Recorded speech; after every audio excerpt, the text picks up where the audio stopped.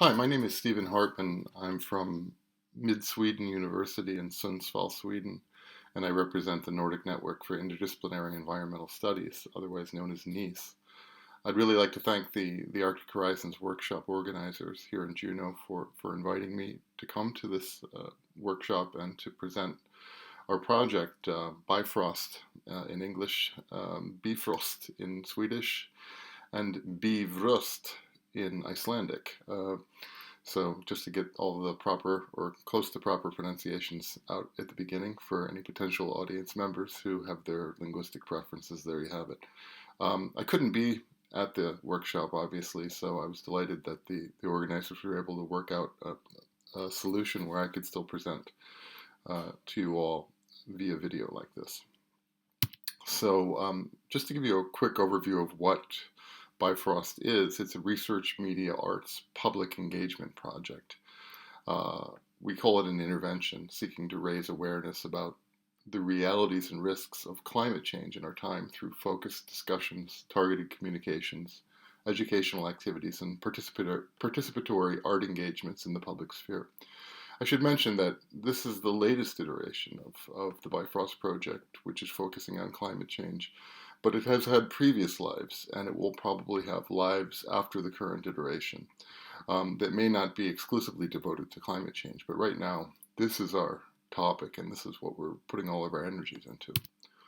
The project is a collaboration among working media artists and environmental researchers to promote public awareness of various environmental issues, their risks, causes, and consequences, particularly in a global change context now. And the Bifrost Project seeks to communicate powerfully the human stakes involved in climate change through a coordinated multimodal approach, using parallel communicative channels, immersive art platforms, educational interventions, and other creative forms of public engagement in the Agora. Now, the project seeks to make insights and contributions from environmental studies generally, that is, scientific, humanistic, and social science domains, all of them, including policy fields, more accessible and more intelligible to the general public. And at the same time, it's working to encourage greater participation among non-academics in vital discussions arising from science and scholarship and policy work that foreground the entangled natural and cultural issues, environmental issues in the fullest sense that are really at the fore today. It really seeks to integrate art and media professionals as well as representatives of civil society and at-risk groups as valuable partners in this important work. Now, along the way, while I'm giving this presentation, you'll now and then see some visuals taken from either existing Bifrost outputs or mock-ups of ones that we're working on. And here's an outtake from our first documentary installation. You'll find out more about that in the course of this presentation. I'd like to pause for a moment on the last point that I mentioned before that visual, and that's Project Bifrost seeking to integrate arts and media professionals as well as representatives of civil society and at-risk groups as valuable partners in our work. And here, again, I really want to emphasize as partners, not as instruments, not as study objects or subjects, partners with their own stake in the conversation and with distinct contributions to make to our understanding of wicked problems and to the possible solutions we seek in getting around these difficult quandaries. Now, broadly speaking, the talk that I'm giving you now is aiming to address, if indirectly, how knowledge can be mobilized to address some of the pivotal societal and global issues of our time. And how we, as social science and humanities researchers, relate what we know and what we do to some of the world's most pressing issues in collaboration with other non-academic groups in society. In the course of this talk now, briefly, I'll present where the Bifrost Project comes from, what it builds upon, what our aims and ambitions have been and what they are, because they're evolving all the time, and where the project is heading next.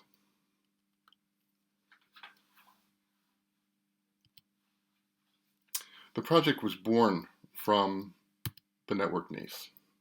NIES began in 2008 as a very small grouping of essentially environmental humanists, that is, literature and environment studies or eco-critical scholars and environmental historians from a handful of institutions in Denmark, Norway, and Sweden.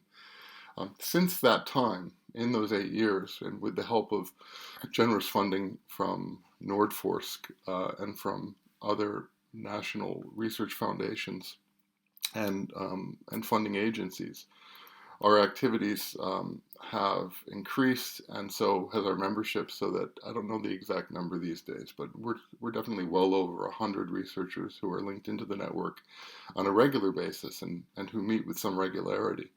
And we have 5 national groups in the Nordic countries, in Denmark, Finland, Iceland, Norway, and Sweden. So the Bifrost project is very, very much tied to the development of this network and to the emergence of the environmental humanities as a field, as well as the evolution of the environmental humanities in its interface with other science domains, with natural sciences and social sciences. And to that extent, or in that sense, the Bifrost project comes from essentially scholarly discussion, research community discussions that have taken place in our workshops, in our symposia, and in other activities that we've organized over the years. In working to document and clarifying this emerging research area of the environmental humanities, the project has drawn inspiration from artistic experiments. And I'll give you a few visuals to give some sense without necessarily going into detail about what they are. This is from the Fotografiska Museet in Stockholm a few years ago. A couple of our collaborators working with me closely in the Bifrost project did this immersive multi-screen, multi-projection embedded environmental installation there.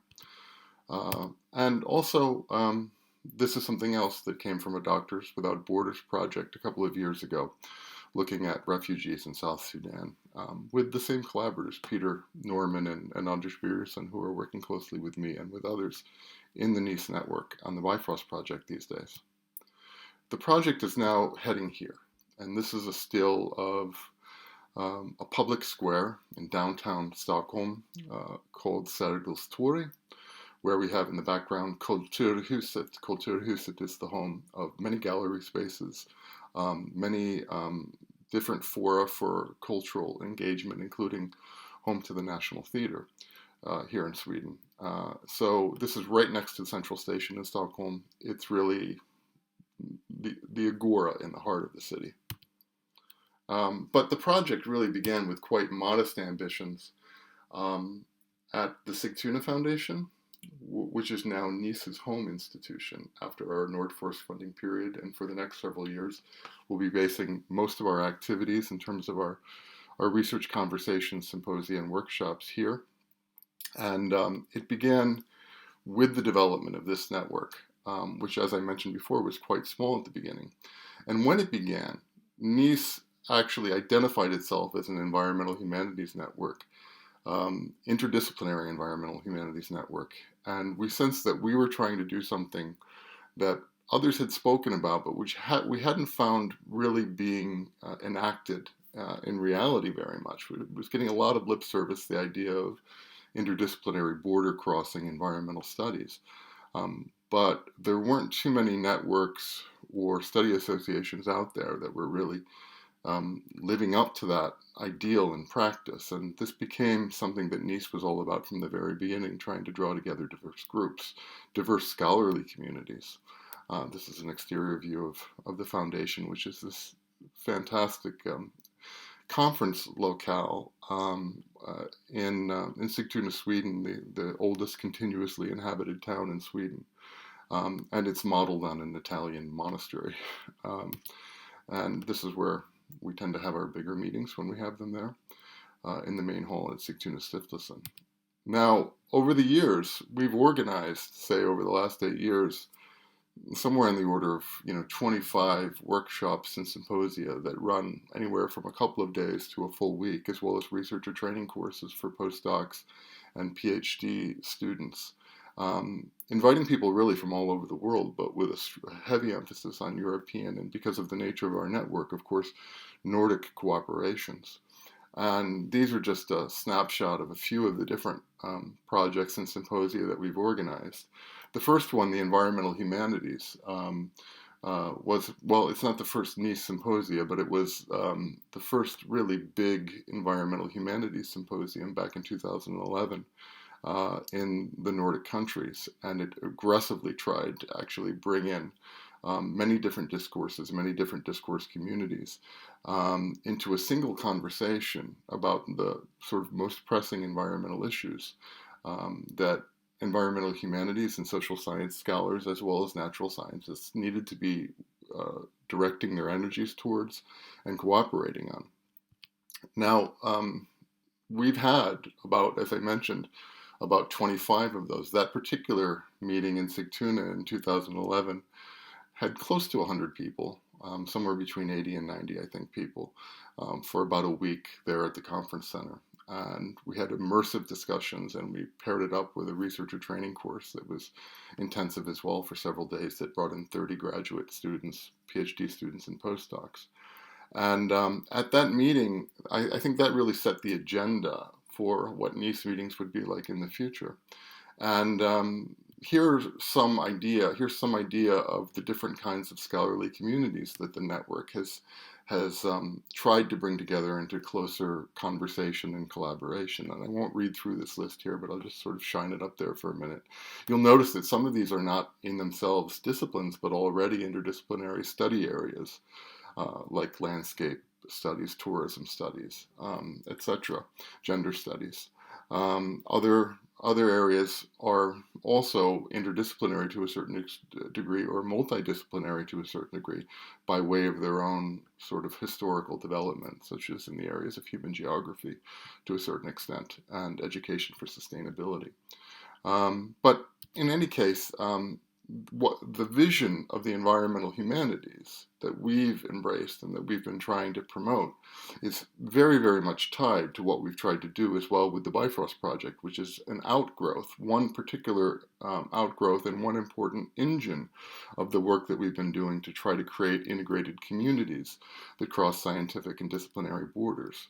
And we feel that this vision of an integrated environmental and social sciences, environmental social sciences and humanities community represents precisely the kind of responsive and transformative academic movement that was called for in the International Social Science Council's visioning document for social sciences in global environmental change that came out in 2012, authored by Heide Hartman and Nassoun Sinclair.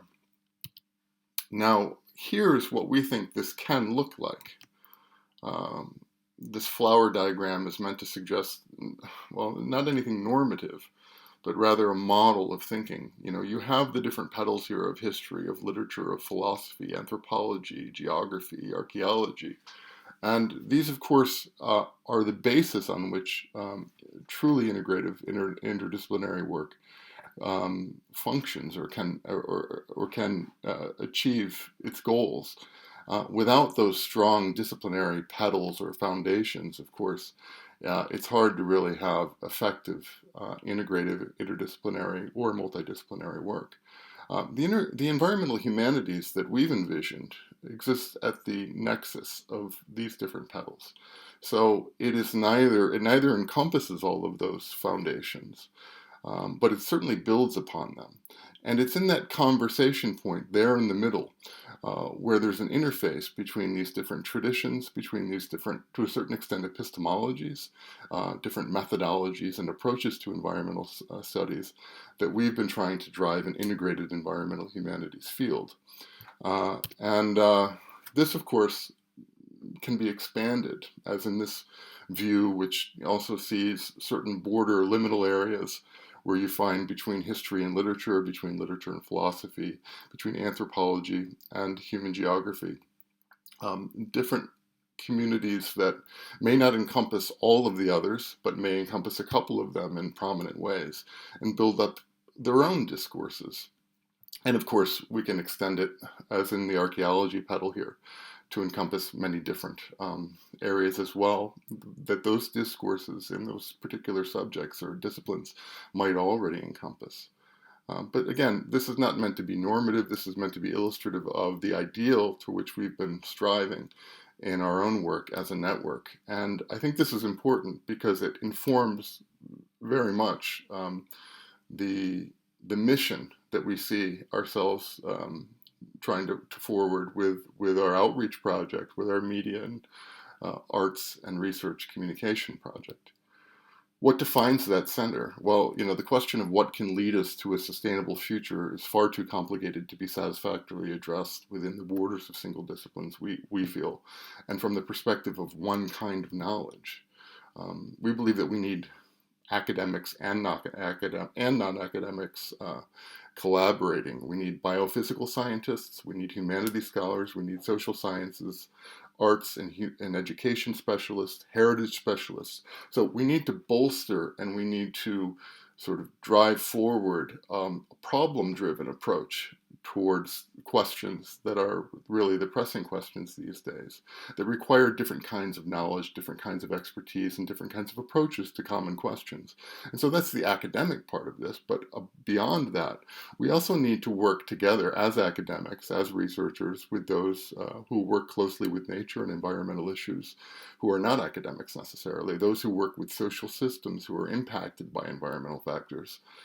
With communities who are living on the front lines of environmental change, and with existing knowledge communities and emerging communities of practice who will work together to create new synergies that can be productive synergies that can help us get around and find better solutions for the challenges facing us now. And this includes specialists in communication, in media, in the arts, in narrative. And so, what is missing in politics and public cultural engagement is a question that ultimately has come up in the process of thinking about how our research is situated and how our research and the knowledge that comes from it and the knowledge that it's driving forward can be mobilized. We feel that we need broader societal engagement from as many stakeholders as possible, that is, all of us, academics and non-academics, pooling resources and contributing in our own ways according to our own means. We certainly recognize the need for a merger of top-down and bottom-up efforts, grassroots efforts, and sort of expert-driven top-down efforts, ideally meeting in the middle somewhere. We feel that they're really not meeting a lot of the times these days, and part of, I think, the motivation behind a project, as Project Bifrost as it's developed, is to find a way to more successfully meet in the middle. And that's essentially where the Bifrost name comes from, the bridge from Norse mythology, the rainbow bridge in Norse mythology. In one sense, in one extended sense, sort of joining heaven and earth, not in any sort of hokey or romantic way, but just an idea of bridging ideals and everyday life practices, life as it's lived and life as we feel it could be, if we're more successful in mobilizing our knowledge to get around the big problems that we're facing. We want to do this through public learning platforms, through public action mechanisms, engagement in the agora, with youth and elders working together to find solutions. So it's not just academics and non-academics, it's not just civil society and groups at risk, it's different age groups as well, it's different ethnicities, it's different, all conceivable groups in society. We would like to try to find ways of creating a more successful approach towards creating a conversation among these groups. And it is very much a utopian kind of project in that sense. And in that sense, it represents a sort of an ever-extending horizon.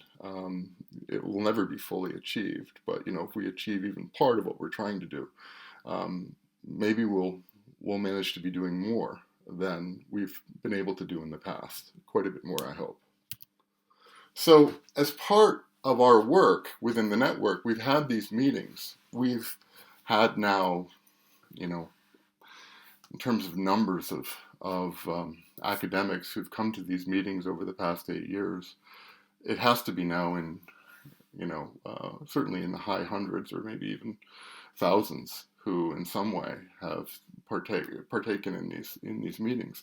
And increasingly, we've been trying to build out from the original base we had, which was an environmental humanities base, to include people from the natural sciences, people from social sciences. So we began as a de facto environmental humanities research network, but we really don't see ourselves in any traditional sense or mainstream sense of the humanities as being limited to that. What we're really interested in are the human dimensions of the environmental. And to that extent, anybody who feels that they have something valuable they can add to that conversation is welcome and very much wanted as part of these conversations. In the process of building up this more integrated emerging community, we recognize the need to, in some sense, document what it was we were about, what we were trying to do, and we began filming interviews at our conferences with individual researchers and scholars who would come in just for those conferences. And so we began having a media strategy that was very fumbling at the beginning. We didn't really know what we were going to do with it, where it was going to be headed. But over the course of 5-6 years now, we have managed to have in-depth interviews, often about an hour each or anywhere between a half an hour and an hour and a quarter or something like that, with 50 or 60 different researchers who would otherwise be very difficult to get access to. But when we have them all in one place, we grab them, we pull them in, we talk to them about their work, what's at stake in their work. So we can begin to get a sense of how this knowledge community is organizing itself, what its goals and ambitions are, what's at stake in the questions that are addressed. And then we left ourselves with the task of trying to figure out what we could make of all of that. So I'm going to show you now a clip of a few of the interviews that we've conducted, which we call scientific ethnographies, meant to give some sense of what's at stake in this field and why it matters to people other than our own sort of specialist community. So I'm going to cue the first film clip here. This goes for, I think, 7 minutes. And I'll pause so that the organizers can cue it up. And then we'll take it from there.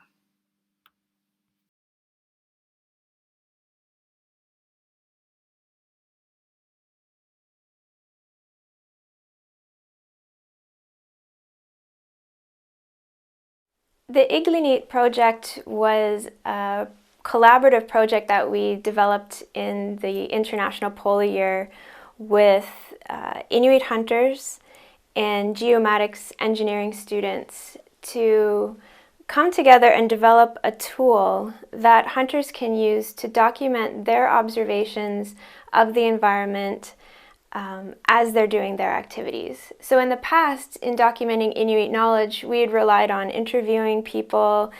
We used a lot of maps, but they had to recall what they had seen when they were out traveling. In this project, we wanted to develop a tool that hunters could take with them. So as they're traveling on the ice or on the land and they see animals or they see different sea ice conditions, they can simply touch a computer screen and it logs their observation immediately in time and space, and we can look at that information later.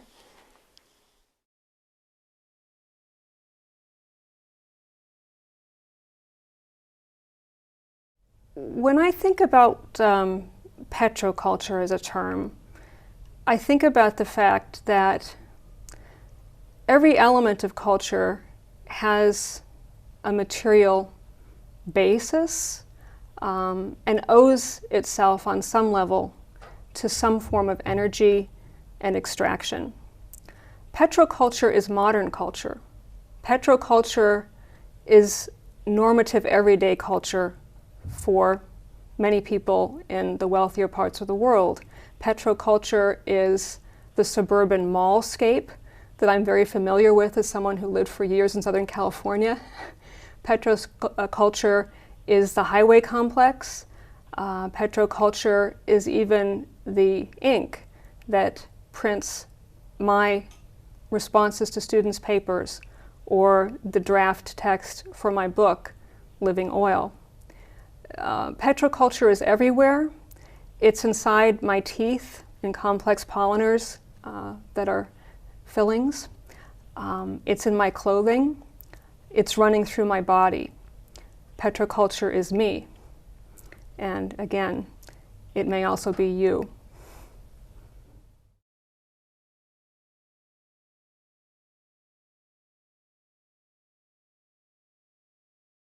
In the short term, I think some of our biggest challenges, at least in the area that I work in the North Atlantic, have to do with rising sea level, increasing storminess, damage to coastal landscapes, which include resources, fixed resources like harbors and ports, which include a lot of people's homes, but also include heritage sites like cemeteries, like castles, places of great meaning to people.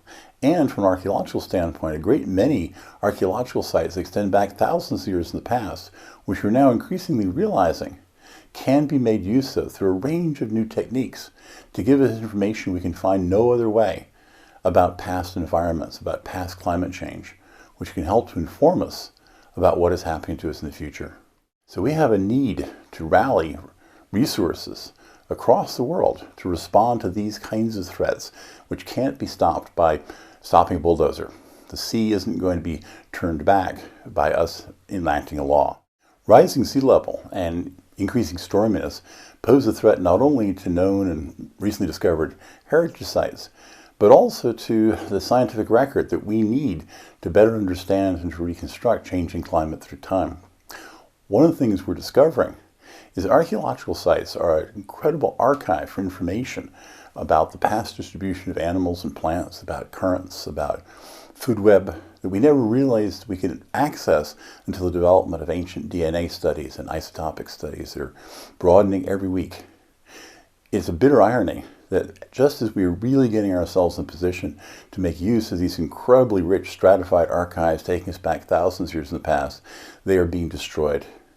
This is the Library of Alexandria, full of knowledge, unique, unknown, and it is being burned. It is on fire as we speak. We need international help. We need coordinated effort to rescue what we can while we can.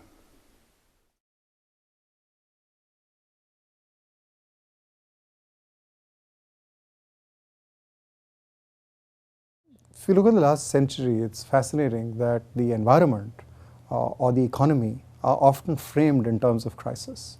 In the 40s, it was the expansion of the deserts of Africa, the march of the Sahara. In the 60s, it was the neo-Malthusian scare that population growth would lead to environmental collapse. There's also the view that the global economy is in a tailspin and there's no way to turn it around. If one takes a longer view, I think it's crucial to remember that crises, real or imagined, are not only times of collapse, they're also times for far-reaching measures for reform. One excellent instance would be the New Deal, where if you remember that Roosevelt's New Deal included the civilian conservation cause. It included enormous state spending to help depressed areas, communities, and people, which had probably, for that time, positive environmental as well as economic impacts.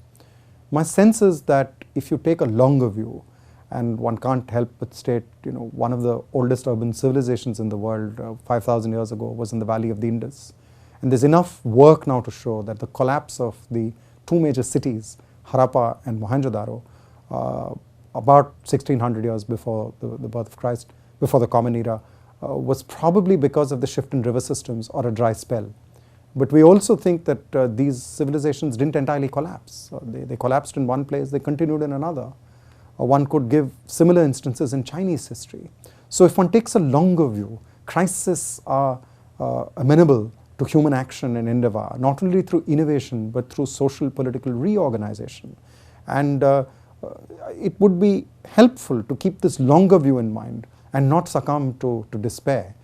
At the same time, not simply say everything will be all right. The nice old Bob Marley song, "Don't worry, be happy." I don't think it's suitable for this day and age. But while worrying and not being happy, we also have to think. And thinking about the past tells us that it's possible for societies to circumvent and overcome crisis. So in that sense, one can be cautiously optimistic.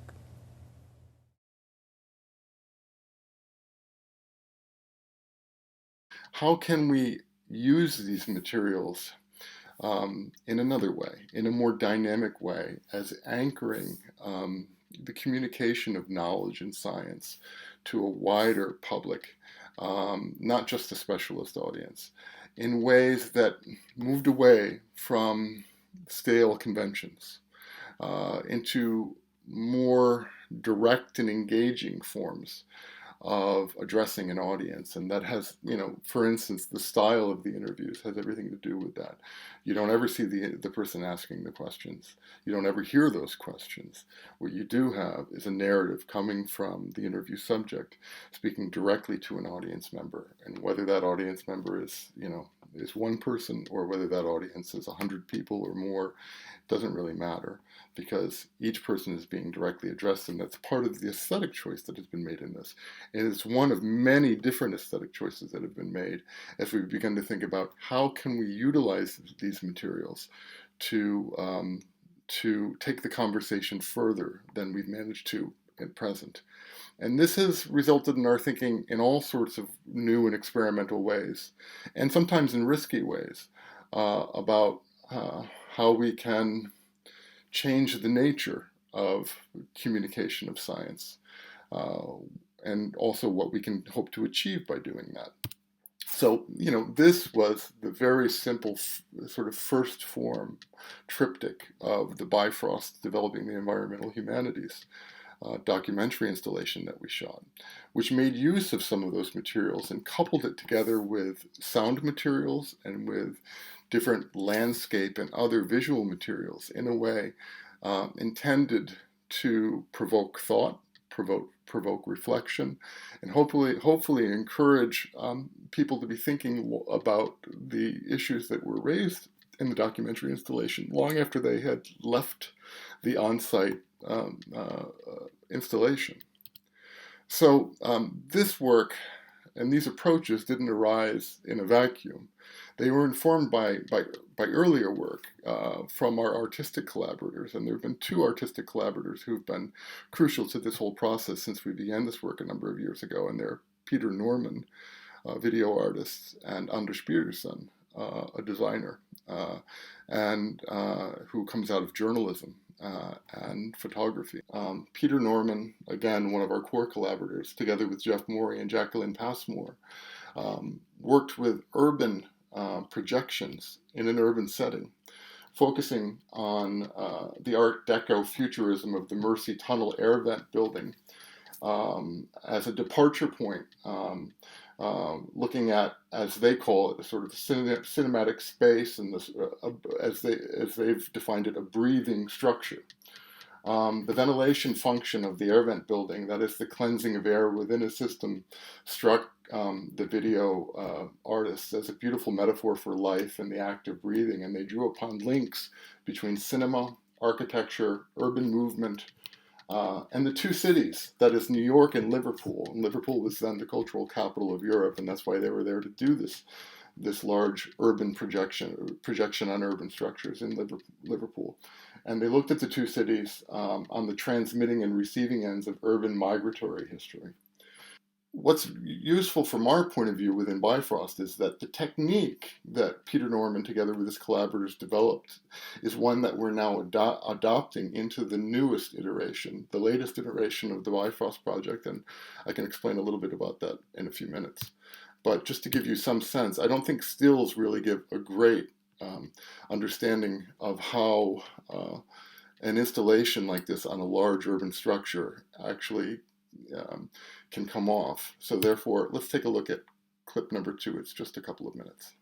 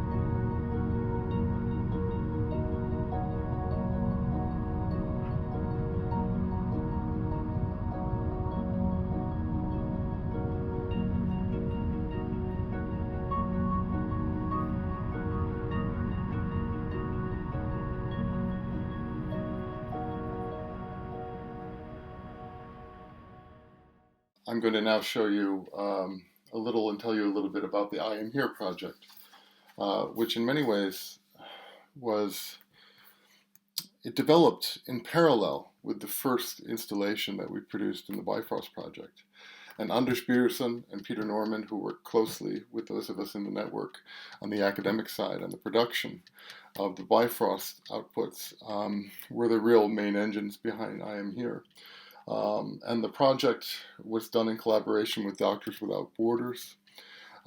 It was a immersive 360 almost degree immersive environmental installation that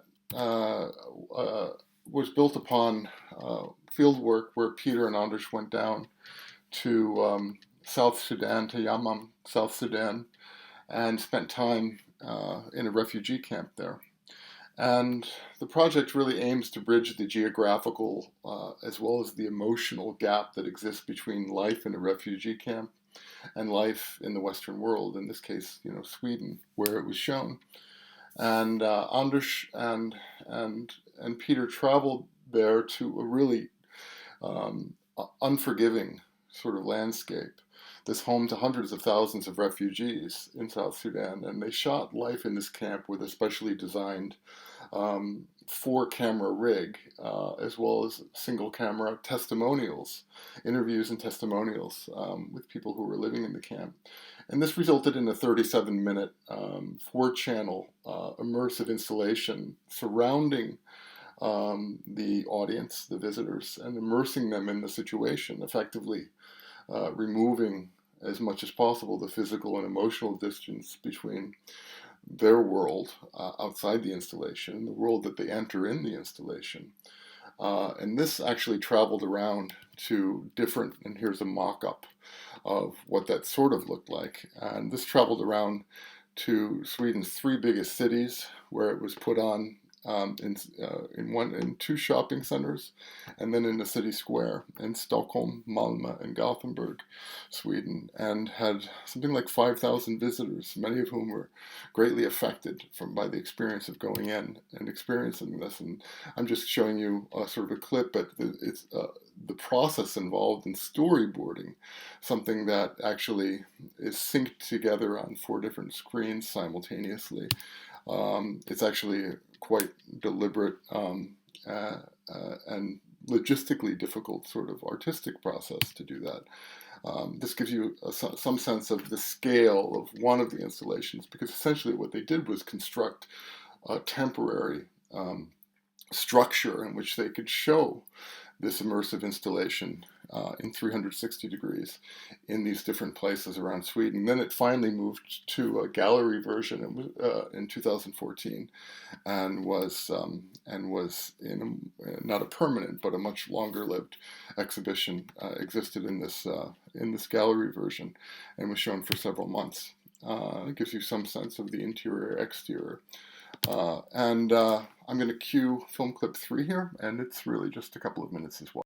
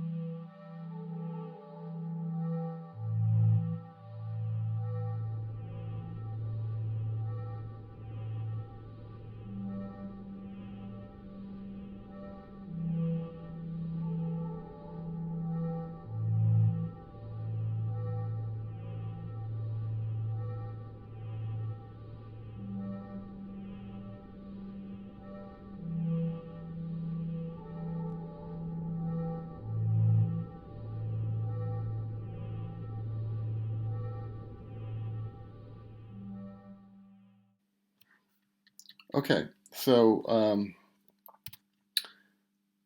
from raw interviews, which were never that raw to begin with because they're stylized interviews to begin with. We set them up and we shoot them in a very specific way with the intent of, or hoping at least, that they're going to be more engaging than something that would be a dry or over-the-shoulder style journalistic kind of interview, or another kind of interview where obviously the viewer is at a couple of removes from so it may be an illusion, but it's an illusion that we feel can be more engaging to have our subjects speaking directly to their audience.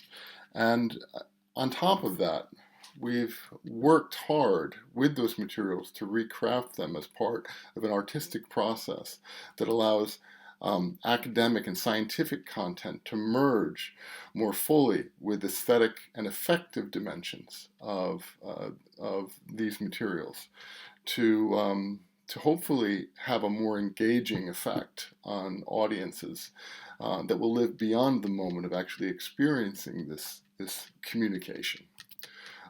Here's incidentally just a quick look at the rig, which is quite simple, with 4-directional kind of GoPro cameras that were set up on a tripod. It looks almost like some kind of surveyor's instrument, but which is very unobtrusive and allowed and has allowed Peter and Anders to film sometimes in environments that are social environments as well, without drawing a lot of attention.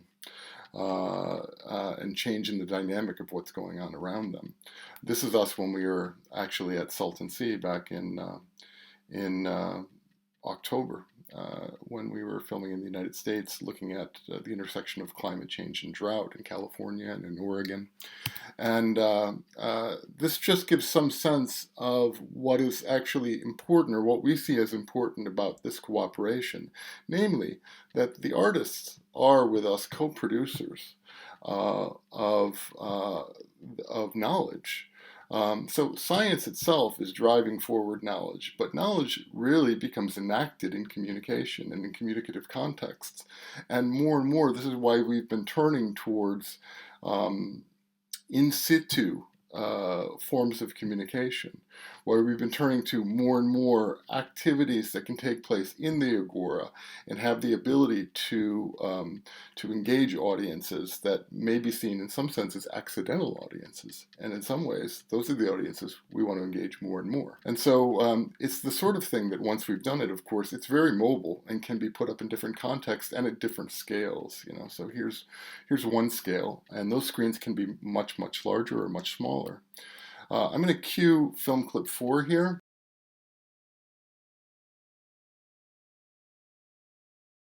But also, I think there's the sense of an anti-landscape as something that, I suppose, closer to my own sense of the Samuel Beckett play, of a landscape that actually is very hard to represent at all. And here, the issues of climate change, of radioactive pollution, of many sorts of pollution actually, is really a very important example of an anti-landscape. Because part of the problem for environmental aesthetics, for environmental art, and for environmentalism generally, is that the big risks, the harms of contemporary civilization are invisible. Apart from a big mining scar in the earth, they are very often below the level at which, unlike the smoke and pollution of the 19th century, they're well below the level at which any individual person, their senses can grasp them. And so it becomes very important to think about how do you represent that unrepresentable, not unrepresentable, but the insensible, I suppose, is a better way of putting it.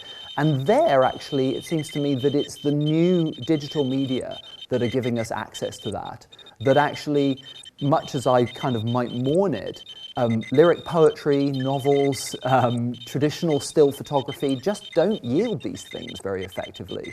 What yields them effectively are what my friend Ursula Heiser has called a database aesthetic. That when you go and look at a map, for example, of the polluted Superfund sites in the United States, that's a kind of like Google Earth. It's a zoomable artifact. You can zoom in, pull out. You can actually multiple scales can coexist, and it's that problem of scale that's absolutely all important, because you're looking at chemical pollution that might be at levels that are virtually undetectable by scientific equipment. There are elusive animals which you're not going to see them as an individual in a jungle, precisely because they're rare, if nothing else. And so that's where websites and kind of searchable databases and database maps become a new genre of representation.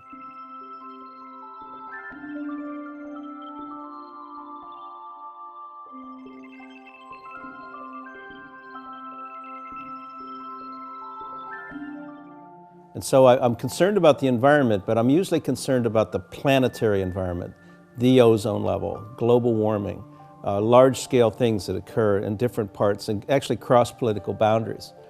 And I got involved in this back in the early 90s at Massachusetts Institute of Technology with a group called the Humanities in Defense of the Environment. And what we were looking for was a place at the table with the scientists and with the policymakers, because we felt that the humanities had a lot to offer in a kind of an applied way, a kind of a practical way of thinking that what people write about matters and how people think about the world they live in. The idea that you can take a historical message to a place like a policy decision-making place. I testified to Congress last year in the US because they wanted to know about this idea of climate engineering. And I said, well, it certainly is not unprecedented. People have thought about this before. And I think you should understand a bit about history as you move forward to make your future decisions. Now, I don't make the policy decisions. I just try to bring usable history, generate what we call a usable past, to bring it to bear on current public policy issues.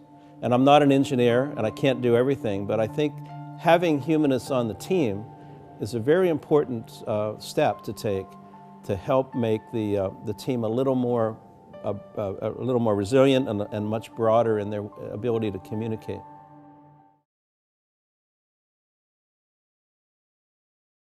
The project really has evolved, and it evolved from something that was really scientifically driven in the sense of trying to define and better understand an emerging community, and trying to lend better understanding across disciplinary lines to those research groups and researchers who wish to be sort of electively part of this emerging community of the environmental humanities, and increasingly the environmental humanities and social sciences, and gradually more and more even entries into the natural sciences.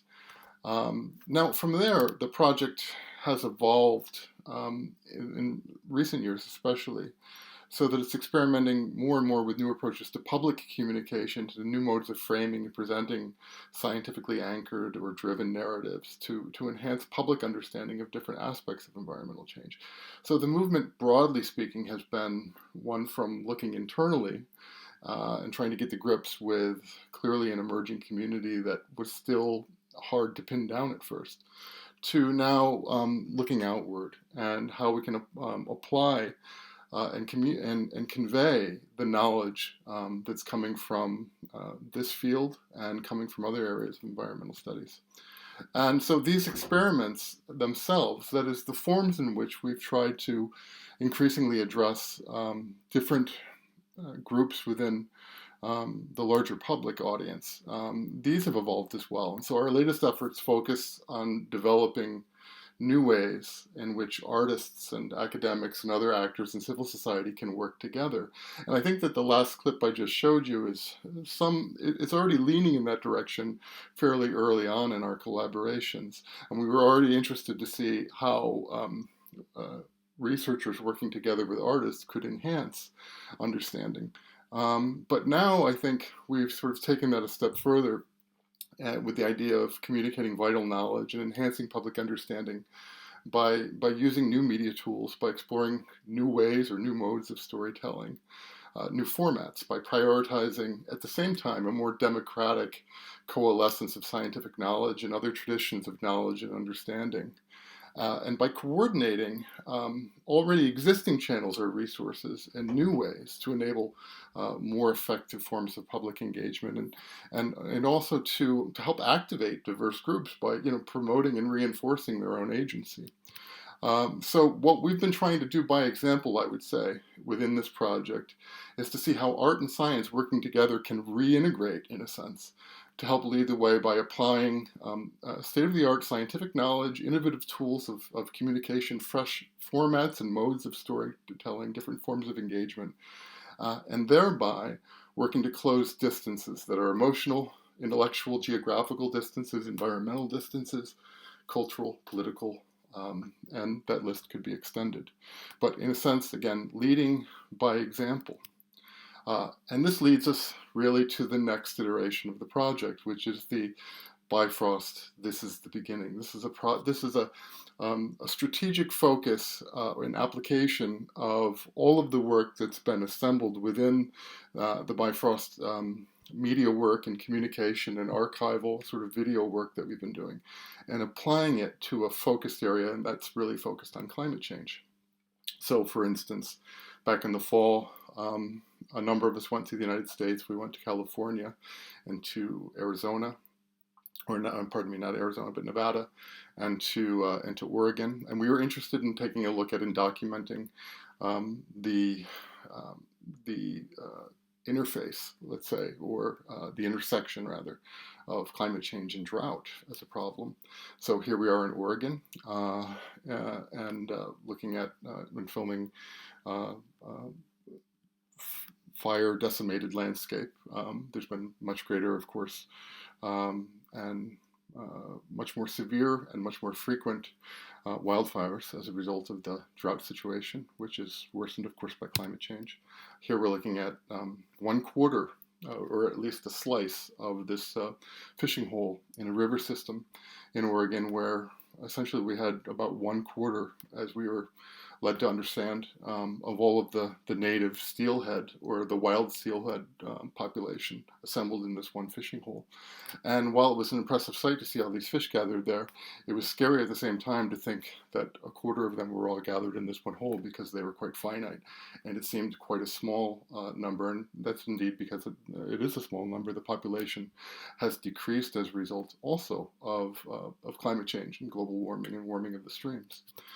Here we are again. I think I showed a shot earlier from Salton Sea. This is just a shot at the Salton Sea as well, where we were doing a lot of film work, both interview work and location shooting in different environments, to try to evoke and bring up cases where, especially the intersection of water, following the theme of water as a case in different ways. And this is also characteristic of really the other kind of shooting that we're doing this year, where thematically speaking, water is an important part of the story and the cases that we're realizing in the new documentary installations that are being created for the next iteration of the project. And that iteration of the project has as a starting point essentially everything that happened last year leading up to the big meeting in Paris in COP21. And the exhaustion, you could say, the public exhaustion with the topic of climate change creates in some sense, new challenges, because there's an understandable exhaustion after all of the focus on climate that occurred last year in the lead up to that meeting, all that valuable focus and the much needed focus on climate, that the average person might be fatigued from that. And a lot of people might sort of have left Paris with the idea that, okay, we got there, and that, that was the finish line. But our starting point for this next iteration of the project, in fact, is that it's not the finish line. It was really only the beginning. The agreement was the beginning. We now have to realize the commitments that were made as part of that agreement, and we need to take those commitments further, because a lot of people, of course, in this room understand that the agreement that was reached was not an ideal agreement in many ways.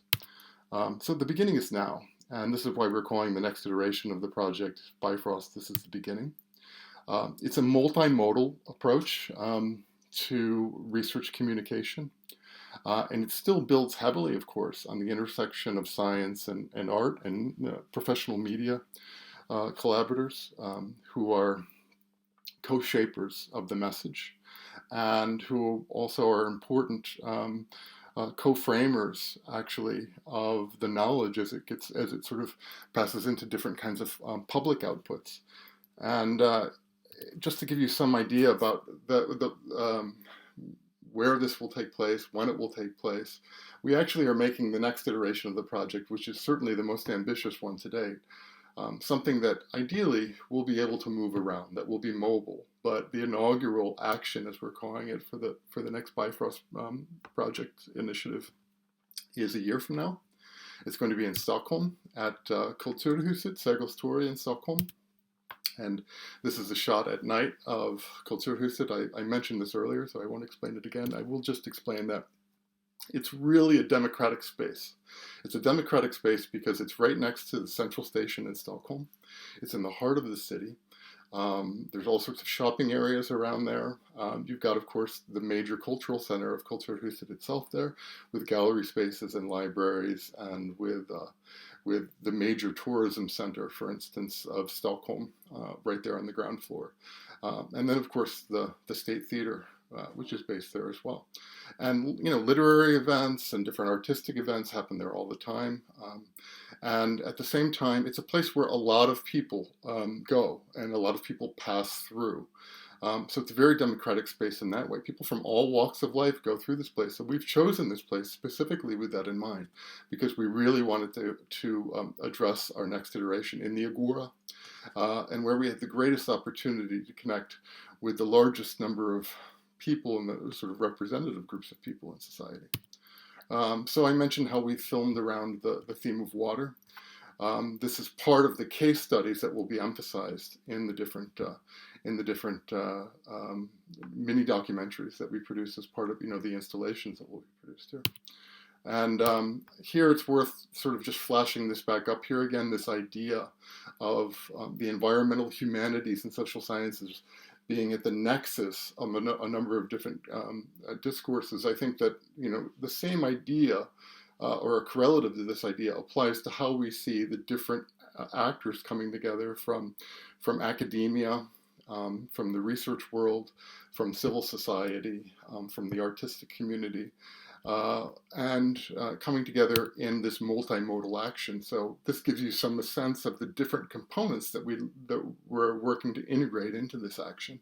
And the action will in fact take place over the course of a weekend, but we'll have a significant lead up with a social media campaign and there will be other off-site elements such as a website, such as something we call Climate Thought, which is a mobile app that will be free subscription, and people can get messages once per day in the lead up to the big sort of festival-like weekend where we're going to have the action take place at this public square in the beginning of April. And those messages will be conveyed to people that will convey a very short idea. They'll sometimes link to a podcast, or sometimes it might just be a single sentence, but it's a provocative sentence that we want people to carry with them throughout the day, or it's a provocative case that we want people to carry with them throughout the day. And it will link up to different content that's happening either in the live event that we'll be having during the weekend, or in the different documentary installations that will be available to view on site and experience on site, as well as available to unpack further on the website. That's going to be one of the off-site elements of this Bifrost action as well. Urban projections are going to be an important part of it, like what we saw from Peter's work in Liverpool earlier, and so will new kinds of installations, both interior and exterior. And this is just a really quick, I'll just flash it up there for a moment, overview or a visual that conveys some sense of the multimodal nature of this. It's got on-site elements such as the film installations, such as the large-scale projections, and the event, which will involve many speakers, which will involve different panel discussions and interactive sort of workshop-style discussions as well, sometimes in smaller groups and some in quite large groups. And then, of course, we'll have the off-site elements as well, and these all converge in the nexus of this Bifrost action, as we're calling it. So just to sort of recap what those things include again, the multi-screen installation, which is something we've been doing now and have quite a bit of experience over the last few years putting together. We'll be putting up as a spatial installation on site. And we're focusing, one of the big things we're focusing on now is one that will occur outside and will be more cubic in nature. You could actually look out from inside Culture Huset, look down through the glass sort of facade of the building and see it, view it from above. You can view it right there on the square. And the same is true. We're going to have multi-screen installations inside, both some of our own production, but some that where we're inviting other partners to come in and put up standalone installations. And then, of course, through the website, which is meant to be a resource supporting the entire action offsite, and which will have a longer life beyond the time period of just this one weekend. You can unpack a lot of the information that you come into contact with during the discussions in the public event, during the installations. And the installations will take many forms. I mean, I've shown you a couple of the forms so far, but and then all of these different scientific ethnographies, let's call them, these will be available in a much larger number than we're able to actually be able to physically show at the event itself. And just a sort of a closer view of a few of them with some idea of what the topics are that would be covered. And then, of course, a full weekend in a festival atmosphere of talks. And these talks are really meant to involve many different kinds of actors. On one hand, leading scientific figures. We want to bring in people like Michael Mann, the climate scientist who's agreed to be involved in this, and we still have to sort of work out what that would mean exactly. We're certainly hoping to bring him in for the event, but we're also targeting a lot of other more highly visible scientists who actually bring not only a great deal of knowledge, but who are very good public communicators. We'll be bringing in for this action. But on top of that, we're going to have an organized media campaign, both in terms of print and broadcast media in the area, but also in terms of social media. And cultural actors, we really want to bring, we're trying to involve poets, other artists besides the artists who are already involved in the Bifrost project, and novelists, and it would be great, of course, to involve different kinds of arts as well, and we're working on that. Political actors and policymakers, we want them represented in the program as well. We're working on those things as well. I'll flash up at the very end an overview of some of who our partners are right now. And they're helping us to realize a lot of these different components and bringing in the different expertise that we want to bring in. And so scientific and research organizations are an important representative group that we want here at this event. But we also really want grassroots movements. Again, the idea is to bridge top-down policy initiatives and sort of expert-driven information and grassroots initiatives as well. So we're very, very much trying to recruit a sort of an activist element at this event as well. And that extends to include all sorts of different sorts of groups within society, both young people on one hand, and people from one or another kind of marginalized group. We're very interested in putting front and center the concerns of indigenous peoples, for instance, at this event. And so I've been having discussions with one of the leaders of the Sami parliament here in Sweden. We're very hopeful that we're going to actually be able to involve them in the event next year. And we really want to put these people on the stage together with one another. We don't want to sort of cordon them off into sort of different representative elements where we have all of the experts on the stage at one time and then all of the marginalized people on the stage at one time. We actually want to have them on the stage at the same time. We want a productive and constructive discussion to come out of this, and we want to involve to the greatest extent possible the audience as well. So there will be different formats that we'll use that will make that more or less possible depending on the nature of the session. But again, they'll happen throughout the weekend. And then, of course, public institutions and civil society in various forms are going to be involved in this as well.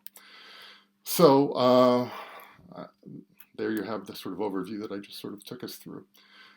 I would describe the Bifrost action, before I show you one last example of the urban projections, as, again, event-specific and site-specific, where all of the project's components can be integrated into a coordinated action as part of a larger effort to educate and inspire the general public concerning the realities and risks, in this case, of climate change, meaning, the challenges but also the opportunities for some kind of social or societal renewal, like we heard in one of the scientific ethnographies before, the last one that we listened to.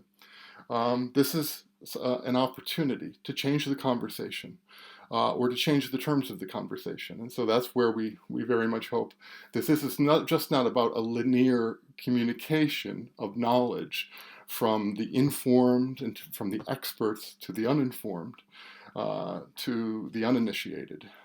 But this is much more a democratic sort of endeavor in that sense. And so the underlying idea that we have is that we can empower ourselves and each other through coordinated action at multiple levels. And we can help to influence societal agendas by working to bridge these top-down policy making structures and grassroots efforts. And this can be taking place at individual levels, at institutional, governmental, or in other ways in relation to civil society.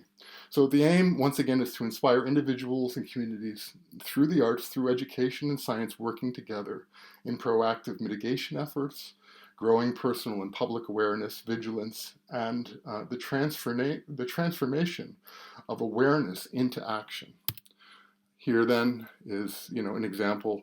It's a mock-up, but this is what we're working to do with the urban.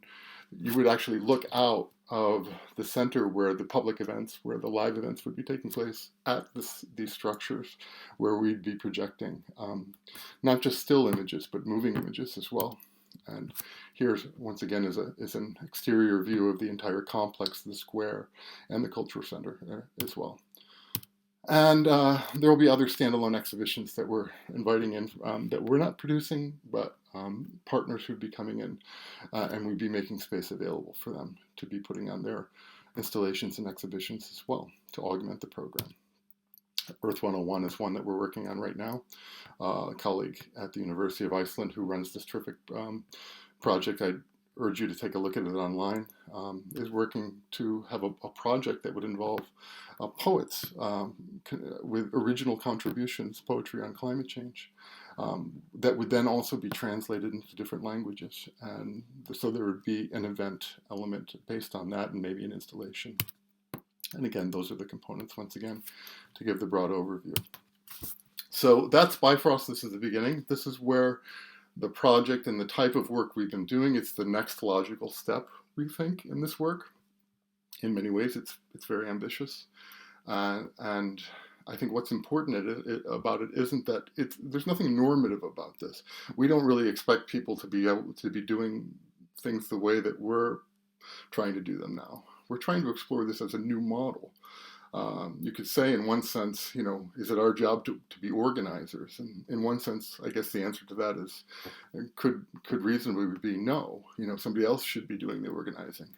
But I think we've come to a different conclusion about these things. We're in the best position, we feel, through our contacts that we've been building up with different members of society and different groups within society, to actually not only be shaping the scientific content that we're trying to communicate, but with our different partners to actually create the forum, an ideal forum in which to achieve the best results by bringing together different aspects and different elements of society. So we want to give this a try. We want to be organizers as well as producers of knowledge, as well as those people who are shaping the form in which that knowledge is then being disseminated in a wider sense outside the scholarly community. Here are, just really quickly, I won't sort of read down the laundry list of our different partners, but I'll leave it up there for a minute so you can see who is contributing to the next iteration of this project with us. We're very excited. And a lot of these partners bring sort of some serious resources to the table as well. So, we've been spending the better part of a year or more just trying to sort of line these partners up, because these are all different partners who can bring a lot to this initiative as well. And so it's a shared responsibility in that sense as well. And, these people wouldn't be partnering with us if they didn't feel as strongly about what we're trying to achieve with this as we do. And just finally, here's an overview of the different funding organizations and institutions that have made valuable financial support available to enable the work to be carried out and the new production to be carried out that will be the basis, let's say, of the media elements that are going to be at this iteration next year and that have been the basis of the previous work we've done in the project. So that's all I have for now. Thanks very much.